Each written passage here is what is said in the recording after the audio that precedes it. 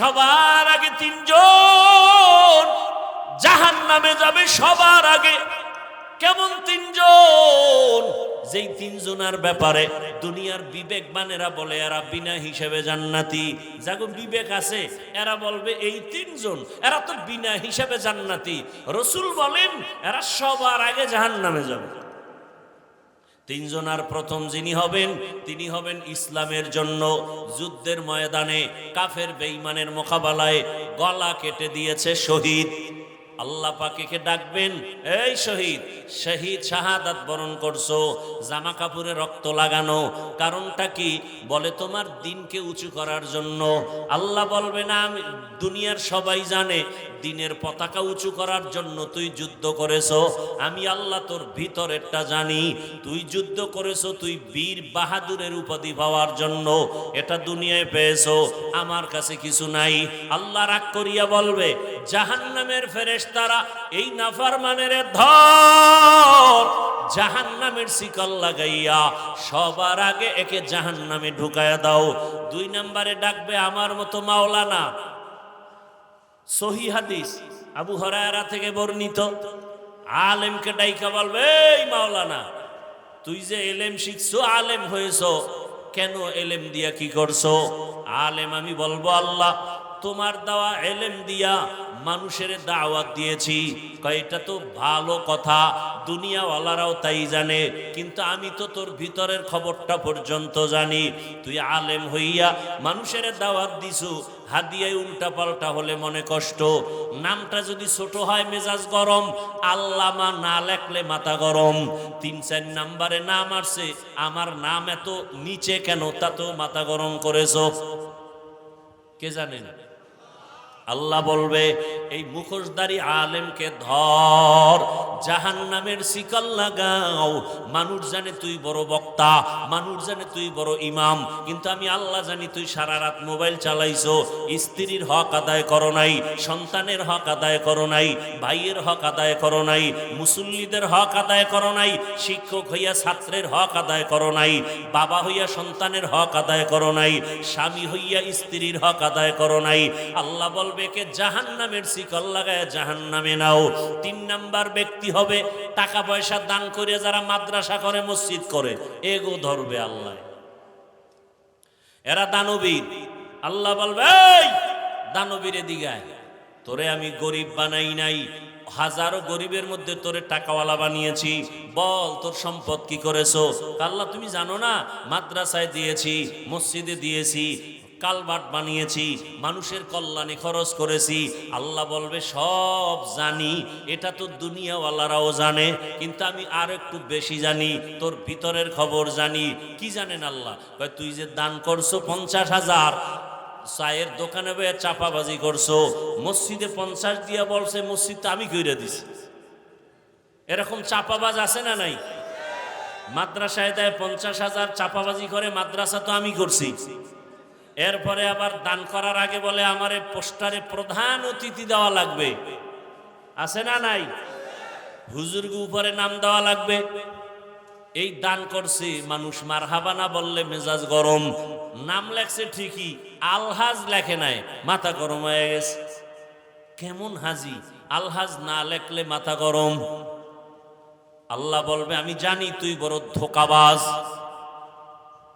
মাদ্রাসায় দান করছো ঠিকই, মসজিদে দান করছো ঠিকই, কিন্তু হুজুরদের সাথে গোলামের মতো আচরণ করেছো। একক তো ইমাম সাহেব নামাজে না থাকলে কি পরিমাণ বেয়াদবিমূলক আচরণ করেছো আমি আল্লাহ জানি। আমি আল্লাহ পাক রব্বুল আলামিন তোর ভেতরের খবর পর্যন্ত জানি। তুই যে টাকা পয়সা দান করছো ঠিক, একদিকে মসজিদ মাদ্রাসায় দিছো, অন্য দিক থেকে সুদের টাকা নিছো, ঘুষের টাকা নিছো, কি নাই এরকম? গোপনে খায় ঘুষ সুদ, আর প্রকাশ্যে করে দান। তুমি প্রকাশ্যে সুদ ঘুষ খাও, প্রকাশ্যে দান করো, আর গোপনে যদি খাও গোপনে দান করো। দেখেন না কিছু মানুষ যারা ভালো, এরা কি করে? 20,000 টাকায় মাদ্রাসায় দিলাম, ফাউন্ডেশনে দিলাম, মসজিদে দিলাম, মাইকে যেন নাম বলা না হয়, এরকম নাই? আবার কিছু মূর্খ পণ্ডিত আছে, এরা 5,000 2,000 দিয়া কয় মাইকে নাম বলতে বলিও, নাম যদি না বলে বলে টাকা ফিরাইয়া দাও। আছে না? দেখবেন জুমার মসজিদে কিছু মানুষ থাকে অতি চালাক। আমি বলি অতি চালাকের আর এক নাম বেয়াদব। এরা দান করে না, এরা বয়ে বয়ে গুট গুট করে সমালোচনা করে। 5 ওয়াক্ত নামাজি কখনো বলে না ইমাম সাহেব বয়ান সাইরা তাড়াতাড়ি নামাজে দাঁড়ান। সাপ্তাহিক মুসল্লির চান্দি গরম, ও আইসে সবার শেষে, ইমাম সাহেব বয়ানটা বুঝাইতে গিয়া 5 মিনিট বেশি হয়ে গেছে, পুরো মসজিদ গরম বানায় ফেলছে। ইমাম সাহেব আপনারা যদি এরম করেন আমরা করবো কি? তো ইমাম সাহেব যদি বলে তুই গু খা,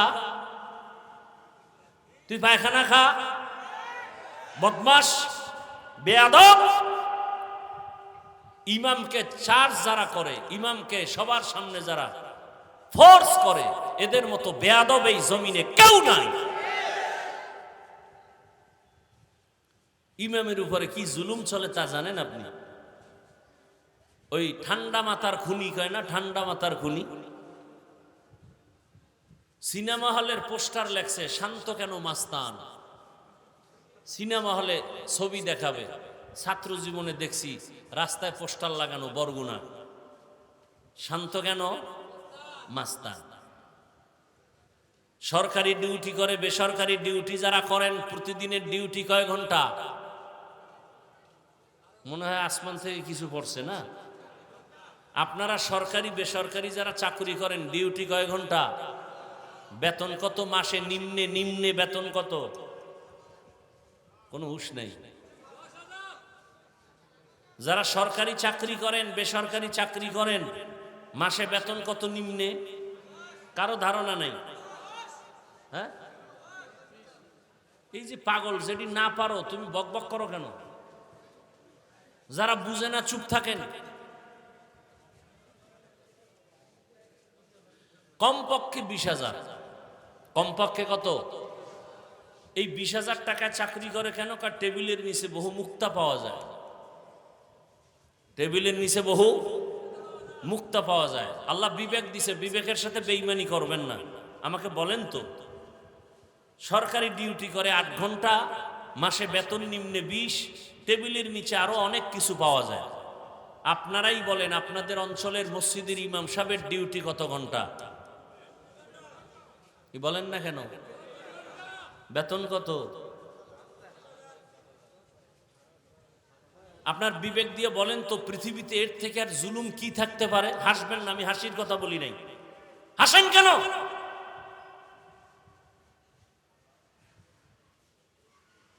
আল্লাহ বিবেক দিছে, একটু হিসাব করেন তো, পৃথিবীতে এর থেকে জুলুম আর কি হতে পারে?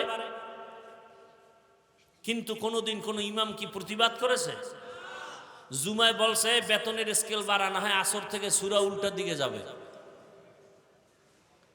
বরং ইমাম সাহেবরা কলিজা দিয়ে দোয়া করে, মোনাজাতটা দিলেই বলে আল্লাহ এলাকায় শান্তি দান করেন, কবরওয়ালাদের জান্নাত দান করেন, ও অসুস্থ রোগীদের সুস্থ বানায়া দেন। আয় আল্লাহ মেহেরবানি করে এলাকার ব্যবসায়ীদের ব্যবসায় বরকত দেন, চাকরিজীবীদের চাকরিতে বরকত দান করেন। এরপরেও যারা হুজুর দেখতে পারে না, ওরা আসলে মা বাবার ভালো সন্তান না।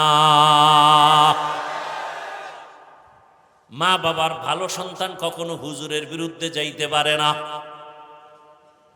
আল্লাহর কসম করে বলি রে যুবক, 200 টাকা লাগবে একটা পেস্টুন বানাবি, 2 ফিট 3 ফিটের পেস্টুন বানায় বানায় বানায় বানায় বাজারের মোড়ে মোড়ে লাগায় দাও। পেস্টুনের মধ্যে লেখো ইসলাম ছাড়া এ জমিনে কোনোদিন শান্তি আসবে না। পেস্টুন বানায় লেখো এই জাতির কলিজার নিঃস্বার্থ বন্ধুই হলো উলামায়ে কেরাম, বাকি সব চান্দাবাজ আর ধান্দাবাজ। উলামায়ে কেরাম ছাড়া জাতির নিঃস্বার্থ বন্ধু নাই, খোদার কসম নাই, সব চান্দাবাজ আর ধান্দাবাজ। তোমারে যদি 500 টাকা দেয়, 1500 টাকা নিয়ে নেয়, তোমার খবর নাই। তোমার একটা ধাঁধা দিয়ে দিছে, 10 টাকা দিলে যদি লাইগা যায় 40 লাখ। কিন্তু যদি লাগে কার কপালে এটা বিস্তারিত বলে নাই। তোমার কপালে লাগবে জীবনেও না, যারা বলে ওদের কপালে লাগে, বুঝাবার সময় নাই, পাগলের মতো দৌড়াচ্ছেন। হ্যাঁ, হুজুর আপনারা খালি বয়ানি করেন, আমাকে কি দিছেন? অথচ গ্রামীণ ব্যাংক অন্য সংস্থাগুলো আমাকে টিনের ঘর দেয়, চায়ের দোকান উঠায় দেয়। টের পাও না কত ধানে কত চাল, মরিয়া যাওয়ার পরে লাশও কবরে নেয় না। সংস্থার লোকেরা গিয়ে কয় কিস্তি আছে 13টা আদায় কর, তারপরে লাশ কবরে ঢুকা। এবার কেমন লাগে? হারামে কোনো আরাম নাই। হারাম টাকা দিয়ে 10তলা বিল্ডিং করছে, এখন বিল্ডিং থুইয়া জঙ্গলে দৌড়ায়। হালাল টাকা দিয়ে বিল্ডিং করলে কেউ দখল করতো না। রাতারাতি আঙ্গুল ফুলে কলা গাছ, রাতারাতি শেষ। তুফানে আসছে, তুফানে গেছে। হালাল টাকার জিনিস কখনো ধ্বংস হবে না। এক ব্যক্তি ঢাকার শহরে বিশাল বড় অফিস, কোটি টাকার মালিক, তার মালবাহী জাহাজ সমুদ্রের মধ্যে বুঝাবার জন্য বলছে। হঠাৎ করে খবর আসছে সমুদ্রের ভেতরে তোমার জাহাজ তুফানে ডুবে গেছে। ঢাকার অফিসের মালিক বৈশা বলে, আল্লাহর কসম আমার জাহাজ ডুবে নাই। বলে তুমি দেখছো? কয় না। টেলিফোন? কয় না। তো কেমনে বললা? কয় খবর ল। খবর নিয়ে দেখে সমুদ্রের ভেতরে মালবাহী অন্যের জাহাজ ডুবেছে, এই ব্যক্তিটা ডুবে নাই। দৌড়াইয়া গিয়ে কয়, ভাই ঠিকই আপনার জাহাজ ডুবে নাই, তবে জানতে চাই কসম খায়া বললেন কিভাবে? বলে রসুলের তাবিজ ব্যবহার করি। রসুলের স্পষ্ট কথা, যারা মালের সঠিকভাবে যাকাত দিবে তার মালকে আল্লাহ ফেরেশতা দিয়ে হেফাজত করবেন। কাদের কুদরত দারি বার কামাল, আন্তা রব্বি আন্তা হাসবি জুল জালাল, তুহি কাদের জলিলুল্লাহ জাহাদার, বহর হালে তুহি মেরা নেগাহদার। আর আয়াত আল্লাহ বলেন, কোরআন কেন আমি দিলাম? ওয়ানুনাজ্জিলু মিনাল কুরআনি মা হুয়া শিফাউ ওয়া রাহমাতুল লিল মুমিনিন। আমি কোরআন থেকে দিলাম ঔষধ। কি দিলাম? হেদায়েতের জন্য ঔষধ দিলাম। দুনিয়ার সব মানুষ রোগী, ঈমান হলো তার ঔষধ। কোরআন থেকে ঈমানের ঔষধ নাও। বলে ঈমান নিলাম, কালেমা পড়লাম, এরপরও কি রোগী? কয় হ্যাঁ। কেন? বলে তোমার ঈমান আছে, আমল নাই। মুসলমান দাবি করে, নামাজ নাই, রোজা নাই, পর্দা নাই, হালাল হারামের ভেদাভেদ নাই। এই লোকটাও রোগী, আমলের অভাব। আর একটা লোক ঈমান আনলো, আমল করে, তারপরেও রোগী। কেন? বলে আমল করে ঠিক, আমলের মধ্যে ইখলাস নাই, আল্লাহর জন্য করে না। মানুষকে দেখানোর জন্য বয়ান, মানুষকে দেখানোর জন্যই মসজিদ, মানুষকে দেখানোর জন্যই দান সদকা, মানুষকে দেখানোর জন্যই নামাজ পড়ি, মানুষকে দেখানোর জন্য ব্যবসা করি, মানুষকে দেখানোর জন্য আমি দুনিয়ার সব কাজ করতেছি। এগুলোকে এর নাম হলো রিয়া। রিয়া কবিরা গুনাহ। রিয়াকে দূর করার একমাত্র ব্যবস্থাই হলো ইখলাস। ওয়ামা উমিরু ইল্লা লিয়াবুদুল্লাহা মুখলিসিনা লাহুদ্দিন। আল্লাহ বলেন ইখলাস ওয়ালা আমল আমার কাছে বড় দামি। চাই সেটা ছোট হোক, আমি তাকে মাফ করে দেব ছোট আমলে। ঘটনা প্রায় সময় বলি, এক আল্লাহর বান্দি, নারী না পুরুষ?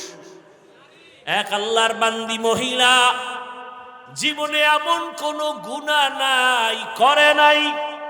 গুনাহ করতে করতে এলাকার সব মানুষ তাকে ঘৃণার নজরে দেখে। ওই মহিলা বড় খারাপ, ওর নাম নিও না। সবার কাছে ঘৃণার পাত্রী হয়ে গেল। এমন একজন নারী রাস্তা দিয়ে হাইটা যায়, হঠাৎ করে তাকায় দেখে রাস্তার পাশে একটা কুকুর পানির পিপাসায় কান্না করে। মহিলার অন্তরে মায়া লাগছে। জাহান্নামী নারী কুকুরের কান্না দেখে পাগল হয়ে গেল। কোথায় একটু পানি পাই? খুঁজিয়া খুঁজিয়া পানির একটা কূপ পাইল। পানির কূপ থেকে পানি উঠাবে, দেখে উঠাবার পাত্র নাই, পানি নিচে। হঠাৎ করে ছিল পায়ের মধ্যে চামড়ার মুজা খুলিয়া মুজার মধ্যে পানি উঠাবে, কিন্তু দেখে মুজার নিচে পানি নাগালে পাওয়া যায় না। আল্লাহর বান্দি পেরেশান হয়ে গেল, আরে আমি তো এই কাজটা করে যাই, কুকুরকে একটু পানি পান করাই, জীবনে তো ভালো কাজ করতে পারি নাই। এইবার চিন্তা করলো মুজা দিয়ে যেহেতু পাই না, কি করা যায়। এবার মাথায় ছিল বড় একটা ওড়না। আল্লাহর বান্দি ওড়নাটা খুলিয়া এক মাথা মুজায় বেঁধে পানি উঠাইয়া এরপরে মাথায় বাকি অংশ পেঁচাইয়া চলে গেল কুকুরের কাছে, মুজার থেকে পানি পান করাইল। রহমতের নবী সাহাবায়ে কেরামদেরকে বলেন, ওই জাহান্নামী গুনাহগার বান্দি কুকুরকে পান করানো মাত্র একটা গায়েবী আওয়াজ আসছে, অদৃশ্য আওয়াজ। কে যেন ডেকে বলে, রে বান্দি, তোর জীবনে যত গুনাহ করছো সব গুনাহ মাফ হয়ে গেছে। দেখেন, একটা কুকুরকে পানি পান করানো এটা কঠিন কোনো আমল না, এটা সামান্য, চোখেও বাজে না। কিন্তু ওই বান্দি জীবন ভর গুনাহ করছে, এতটুকু উপকার করার কারণে আল্লাহর কাছে পছন্দ হয়ে গেছে। গায়েবী আওয়াজ আছে, নবী বলেন হাদিসে পাকে, সাথে সাথে গায়েবী আওয়াজ, মহিলার নাম জান্নাতের খাতায় লেখা হয়ে গেছে। ভিন্ন দিকে আর একজন আল্লাহর বান্দি জীবন ভর শুধু নেক আমল, বেপরদায় চলে না, জীবন ভর নেক আমল, আজান হলে নামাজে দাঁড়ায়। ওই আল্লাহর বান্দি সন্তানটাকে কোরআন পড়ায়, দ্বীনের তালিম দেয়। আল্লাহর রসুল বলতেছেন, জীবনের শেষ ভাগ যখন আসলো, হঠাৎ তার ঘরে একটা বিড়াল ঢুকছিল। বিড়ালটা আসা মাত্রই ওই আল্লাহর পেয়ারা বান্দি বিড়ালটাকে খাঁচায় আটকায় দিছে। বিড়াল ছাড়েও না, অন্যের ঘরে গিয়া খাবে সেই সুযোগও নাই। ওই নারীটাও বিড়ালের খানা দেয় না, রাগ করিয়া বিড়ালটা না খাইয়া কিছুদিন খাঁচায় আটকানোর পরে হঠাৎ করে বিড়ালটা ক্ষুধার তৃষ্ণায় ধুকে ধুকে মরে গেল।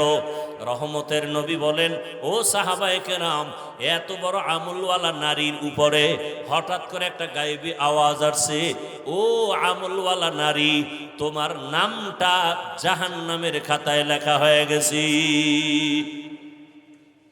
একটা বিড়ালের উপরে জুলুম, জীবনের সব আমল বরবাদ। কিন্তু আপনি আমি যদি মানুষের সাথে জুলুম করি, শিক্ষক ছাত্রের উপরে জুলুম, ছাত্রের পক্ষ থেকে শিক্ষকের উপরে জুলুম, মা বাবার পক্ষ থেকে সন্তানের উপরে জুলুম, সন্তানের পক্ষ থেকে মা বাবার উপরে জুলুম, আছে না নাই? খুব কঠিন কথা। এই সামান্যতম একটা বিড়ালের উপরে জুলুম করার কারণে জীবনের সব আমল বরবাদ। আপনি আমি কত জুলুম করি, বাবা হইয়া সন্তানের সাথে জুলুম করি, স্বামী হইয়া স্ত্রীর উপরে জুলুম, শিক্ষক হইয়া ছাত্রের উপরে জুলুম, এইভাবে জুলুম মালিক হইয়া কর্মচারীর সাথে জুলুম। এরে আল্লাহর বান্দা, এই জুলুম করলে আপনার আমার উপায় কি হবে? এখন একটাই পথ। আল্লাহ বলেন, আমি তওবার দরজা খুলে দিলাম। আল্লাহ হেদায়াতের জন্য কোরআন দিলেন। কোরআন হলো ঔষধ। উলামায়ে কেরামের কাছে যাইয়া ঔষধ সেবন করিয়া নিজে জুলুম থেকে নিজেরে বাঁচাও। ও তুষারধারার মুসলমান যুবক বাবারা, একবারও আমি এখন পর্যন্ত বলি নাই টুপি লাগাও। আমি এতক্ষণ বয়ান করতেছি, একবারও বলি নাই দাড়ি লাগাও, একবারও বলি নাই তুমি স্কুল ছাড়িয়া মাদ্রাসায় যাও, একবারও বলি নাই তুমি আমার মতো হুজুর হও, একবারও বলি নাই তুমি চাকরি ছেড়ে দাও, ব্যবসা ছেড়ে দাও। বরং আমি সারা দেশেই বলি, ও আমার কলিজার যুবক বাবারা, স্কুলে থাকো, কলেজে থাকো, চাকরি করো, ব্যবসা করো, কোনো সমস্যা নাই, কোনো বাধা নাই। বরং আমি দোয়া করে যাচ্ছি, আখিরি দোয়া করবেন মুফতি সাহেব হুজুর দামাত বারাকাতুহুম। বলে গেলাম যুবক বাবারা, আপনারা স্কুলে পড়েন, কলেজে পড়েন, লেখাপড়া করিয়া অন্তর থেকে দোয়া করি ডাক্তার হয়ে যান, ইঞ্জিনিয়ার হও, প্রফেসর হও, পারলে তুমি ওসি ডিসি এসপি হও, এমপি হও, মন্ত্রী হও। তবে ছোট দাবি বেয়াদব হইও না। বলবা হাফিজ ভাই ডাক্তার হব, বেয়াদব হব না, কথার ব্যাখ্যা কি? ব্যাখ্যা হলো 3 জায়গায় বেয়াদবি করলে মরার আগে তোমার জীবন নষ্ট হয়ে যাবে, ধ্বংস হয়ে যাবে। 1 নাম্বার জায়গা মা বাবা। তুমি যত বড় শিক্ষিত হও না কেন, মা বাবার সাথে বেয়াদবি করে যদি বরদোয়া নাও, আল্লাহর কসম মরার আগে তোমার জীবন পঙ্গু হয়ে যাবে। 2 নাম্বার জায়গা শিক্ষক। তুমি যত বড় শিক্ষিত হও, শিক্ষকের সাথে যদি বেয়াদবি করে বরদোয়া চলে আসে, তোমার জিন্দেগি বরবাদ হয়ে যাবে। 3 নাম্বার জায়গা উলামায়ে কেরাম। তুমি যত বড় মাস্তান হও না কেন, উলামায়ে কেরামের সাথে যদি বেয়াদবি করো, জীবনটা তোমার ধ্বংস হয়ে যাবে। চোখের সামনে দেখতেছো উলামায়ে কেরামের সাথে বেয়াদবি করিয়া ও ধুকে ধুকে মরে যায়, ক্যান্সারে মরে, লিভার ক্যান্সার, ব্লাড ক্যান্সার। এমনিই হয় না, আলেমের বেয়াদবির কারণে বরদোয়া, মা বাবার সাথে বেয়াদবির বরদোয়া, শিক্ষকের সাথে বেয়াদবি করার বরদোয়া, মুরব্বীদের সাথে বেয়াদবি করার বরদোয়া। ও আমার যুবক বাবারা, তোমার মতো যুবক স্কুলে পড়ে, কলেজে পড়ে, চাকরি করে, ব্যবসা করে, তোমরাই জবাব দাও। 5 ওয়াক্ত নামাজও পড়ে এমন কি যুবক নাই? তাহলে তোমার বিবেকটাকে প্রশ্ন করো, তুমি কেন নামাজ পড়তে পারো না? তোমার মতো যুবক আজকে তাকায় দেখো, র্যাব, আর্মি, পুলিশ, বিডিআরের চাকরি করে, 5 ওয়াক্ত নামাজি। নিজের বিবেকটাকে প্রশ্ন করো, তুমি কেন পারবা না রে বাবা? তোমার মতো যুবক তাকায় দেখো, রাস্তায় গাড়ি চালায়, সময় মতো নামাজ পড়ে, বলো তুমি কেন পারবা না? তোমার মতো যুবক সন্তান ব্যবসা করে, দোকান বন্ধ করে নামাজে দাঁড়ায় যায়, বলো তুমি কেন ব্যবসার লাইনে নামাজ পড়তে পারো না? চাকরি করো, ব্যবসা করো, নামাজ ছাড়িও না। ও পর্দার আড়ালের আম্মা জানেরা, বোনেরা, আপনার মতো কত মা, কত বোন এখনো আছে বেপর্দায় চলে না, স্বামীর মাল নষ্ট করে না, মোবাইলে সময় নষ্ট করে না। আপনারা কেন পারবেন না? এখনো সময় আছে, তওবা করেন। আপনাদের জীবন বড় ধন্য। আপনারা নবীদের মায়ের মতো দামি, সাহাবায়ে কেরামদের মায়ের মতোই তো আপনারা। আপনারা তো আম্মাজান খাদিজা রাদিয়াল্লাহু আনহার মতো নারী, ফাতেমা রাদিয়াল্লাহু আনহার মতো নারী, আয়েশা রাদিয়াল্লাহু আনহার মতো নারী। এই দুনিয়ায় বড় এক বেঈমান ছিল ফেরাউন, নাম শুনছেন না? শুনে থাকলে বলেন, এই বেঈমানের স্ত্রীর নাম কি? আসিয়ার ইতিহাস জানেননি? আসিয়া এত বড় বেঈমান ফেরাউনের ঘরে থাকিয়া আল্লাহর এত পেয়ারা হয়ে গেলেন। আল্লাহর রসুল বলেন, কিয়ামতের দিন জান্নাতের মধ্যে আমি মুহাম্মদের সাথে আসিয়ার সাথে বিবাহ হয়ে যাবে। এরে পর্দার আড়ালের আম্মা জানেরা, ওই বেঈমান ফেরাউন এত বড় বেঈমানের ঘরে থেকে আসিয়ার মতো বান্দি যদি আমার আল্লাহর পেয়ারা হয়ে যায়, আপনার স্বামী তো ফেরাউনের মতো খারাপ না। আপনার স্বামী তো আপনাকে নামাজ পড়তে বাধা দেয় না, বরং অনেক স্বামী নামাজ পড়ে না ঠিক, কিন্তু স্ত্রী নামাজ পড়লে অনেক খুশি হয়, আছে না? নিজে পর্দা করে না, মাঝে মাঝে কয়, হুজুর আমি যদিও নামাজ পড়ি না, দাড়ি রাখি না, পর্দা করি না, আল্লাহর হুকুম মতো চলতে পারি না, কিন্তু আমার ঘরের স্ত্রী বড় নামাজি, আমার ঘরের স্ত্রী বড় রোজাদার, আমার স্ত্রীর মতো ভালো স্ত্রী নাই। ও মা, আপনার স্বামী তো প্রশংসা করে, আপনি কি পারেন না নামাজ আদায় করবেন? আর আপনি যদি ভালো নামাজি হতে পারেন, আপনার সন্তান ডাক্তার হলেও জীবন ধন্য, ইঞ্জিনিয়ার হলেও জীবন ধন্য, ডাক্তারি করবে, তেলাওয়াত করবে, নামাজ পড়বে, মা বাবার জন্য দোয়া করবে। ও আল্লাহর বান্দারা, বান্দিরা, এখনো সময় আছে তওবা করার। আল্লাহর কাছে তওবা করো, মনটাকে এতটুকুই বুঝাইও, কোনো বয়ানের দরকার নাই, মনের একটা কথাই বুঝাও যে আমার মতো যুবক যদি জেনারেল লাইনে থাকিয়া নামাজ পড়ে আমি কেন পারবো না? মনের আশা পুরা এত গুনাহ কম করো নাই। মনে চাইছে সারা রাত মোবাইল চালাবা, গুনাহ করবা, চালাইছো। মনে চাইছে নামাজ পড়বা না, পড়ো নাই। মনে চাইছে পার্কে যাবা, দৌড়ায় গেছো। মনে চাইছে মেয়েদের নিয়ে আড্ডা দিবা, দিছো। এখনো কি তওবা করবা না? কয়দিন আর বাঁচবা? কয়দিন আগে দেখো না, ফেসবুকের গোলামেরা ওই বিদেশ থেকে টাকার বস্তা নিয়ে, স্বর্ণের অলংকার নিয়ে আসছে বিবির জন্য। এয়ারপোর্টে নাইমা গাড়ি তুলছে, স্ত্রী বাচ্চা সহ বাড়ি পর্যন্ত যেতে পারে নাই। গাড়ি পানির মধ্যে পড়িয়া বাচ্চাও মারা গেল, স্ত্রীও মারা গেল। স্বামী বেচারা কান্না করে। মানুষ বিয়া কইরা খাইয়া না খাইয়া বউ বাচ্চা নিয়ে থাকার এক আনন্দ আছে, আমি সেই আনন্দ করতে পারি নাই। বিদেশ কইরা কইরা জীবন কাটাইয়া আজকে স্বর্ণ অলংকার নিয়ে আসলাম। আমার কপাল এত খারাপ, আমার হাতের উপর আবার বাচ্চাটা মরিয়া গেল, আমি ধরে রাখতে পারি নাই। আমার চোখের সামনে আবার স্ত্রী মরিয়া গেল, আমি আমার স্ত্রীকে ধরে রাখতে পারি নাই। দেখো নাই, কয়েকদিন আগে নোয়াখালীর জমিনে ওই বাড়িতে যাইতেছিল, যাইতে পারে নাই, লাশ লইয়া বাড়িতে যাওয়া লাগছে। ও বাবা, আজকে তুমি সুস্থ, আগামীকাল এই সময় হতে পারে অসুস্থ, হসপিটালে দৌড়ায় নিয়ে যাবে, অথবা ঘুমের থেকে উঠবা মরা। মা ডাক দিয়া বলবে বাবা ওঠ, হঠাৎ করে দেখবে পুরো বডি ঠান্ডা হয়ে গেছে। মায়ের অন্তরে বাড়ি লাগছে, একটা চিৎকার দিয়া বলবে তোরা কে, কোথায় আছো? আয়, আমার বাবায় দুনিয়ায় এখন আর জিন্দা নাই, তাড়াতাড়ি আয়। বাবায় দৌড়াবে, ইমাম সাহেব আমার ছেলে মারা গেছে, জানাজা না দিয়া যাবেন না। কেউ দৌড়াবে কাফন কেনার জন্য, কেউ যাবে আবার কবর খনন করার জন্য। কালকে তুমি লাশ হয়ে যাবা। তোমার যে বন্ধুটা এত কাছের, হঠাৎ করে মোবাইলের নাম্বার ডিলিট করে ফেলবে। বন্ধু নাই, নাম্বার রাখিয়াও লাভ নাই। অতএব শেষ চিন্তা করে দেখো, আল্লাহ ছাড়া কেউ আমাদের নাই। এরে আল্লাহর বান্দা, আমরা নবীর তরিকা মানিয়া চলার কারণে সম্মানও কমে নাই, আমাদের ইজ্জতও কমে নাই, না খাইয়াও মরি নাই। অতএব অন্তরকে এই কথাটাই বুঝাও যে আমার মতো যুবক যদি জেনারেল লাইনে থাকিয়া চাকরি করে, নামাজ পড়ে, ব্যবসা করে, নামাজ পড়ে, আমার মতো যুবক যদি ড্রাইভারি করে, নামাজ পড়ে, শ্রমিকের কাজ করে, নামাজ পড়ে, আমি কেন পারবো না? আল্লাহ, এতদিন বুঝতে পারি নাই, আজকে থেকে বুঝেছি, তওবা করলাম, আর নামাজ ছাড়বো না, দাড়ি কাটবো না, বেপরদায় চলবো না, মা বাবার দোয়া নিয়া, শিক্ষকের দোয়া নিয়া, ওলামায়ে কেরামের পরামর্শ নিয়া নবীজির আদর্শ মেনে চলবো। তওবা করার মতো যদি নিয়ত থাকে, দুটো হাত আল্লাহকে দেখাইয়া দাও। আয় আল্লাহ, হাতগুলো কবুল করে নেন, তওবা কবুল করে নেন, তওবার উপরে মজবুত হইয়া চলার মতো তৌফিক দান করেন, আমিন। আল্লাহ সবাইকে কবুল করেন।